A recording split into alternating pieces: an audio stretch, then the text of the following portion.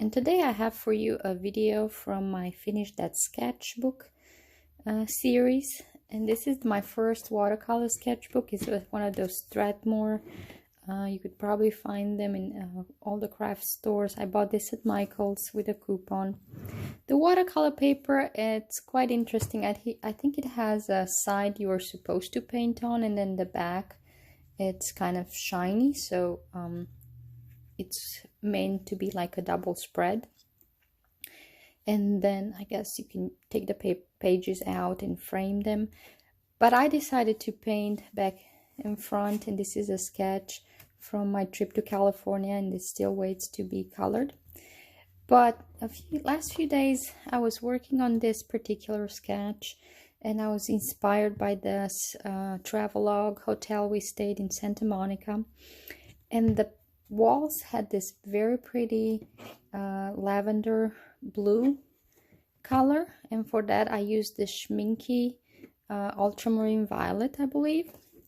Also, another thing I enjoyed was the perspective for where our room was, with this inner court and the palm trees. And I was a little nervous. I enjoyed the sketch. We had all this vertical and horizontal line, and it's not a perfect perspective. You can see the lines kind of coming a little off here. But I think I managed to capture the atmosphere of that early morning, the colors. And I added, this is the first time I added the white gel pen. I was looking at all these videos, and I really liked that addition to watercolor sketches. So this is how it turned out. I think I added more blue in here, and you can see the granulations. The Schminke tube, the ultramarine violet, I believe doesn't granulate as much. Actually, let me look through my tubes and I can show you exactly what color I'm talking about. And here it is. I remember quite well.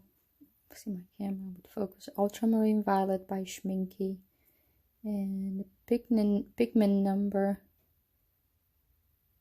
I can only see it. Anyway, this is the color.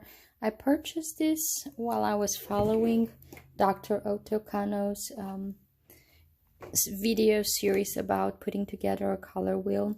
So I'm very happy with this purchase. It's a very unusual color, and I tried to obtain this kind of blue lavender color by mixing, and I'm never successful, so I was happy when I find this one. One thing I probably would do different, I like this darker area here, and I would probably add some more on this side. The sky turned out a little bluer than it actually was, but I think it overall completes the page.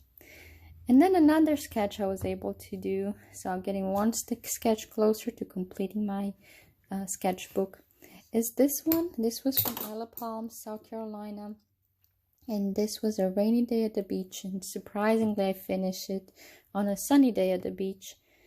And one thing I liked about this sketch is how the sky turned out.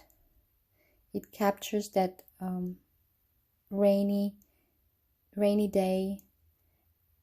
One thing I want to do different is the roofs. They had that red metal roof, and the reflection of the sky was much stronger, but I lost that using the Perignon orange. It's a hard color to lift, so I would have left more white areas. I can always go back with my gel pen and add some more. The cars look very childish, and I didn't put much effort into it. Once I added the sky, I was just amazed. This is kind of the watercolor look that I'm after, and I finally managed to get it. Now I only have to replicate it on my next sketches. But this sketches like this one, where something you wanted to do, you finally get, that kind of propels you, kind of motivates you to move forward, to maybe finish another sketch, try this particular skill over and over again until you master it. I hope you enjoyed this video. I hope you continue painting, experimenting with your watercolors, and I should be back with a video that's maybe a bit more technical about color mixing or techniques, or Who knows? Stay tuned.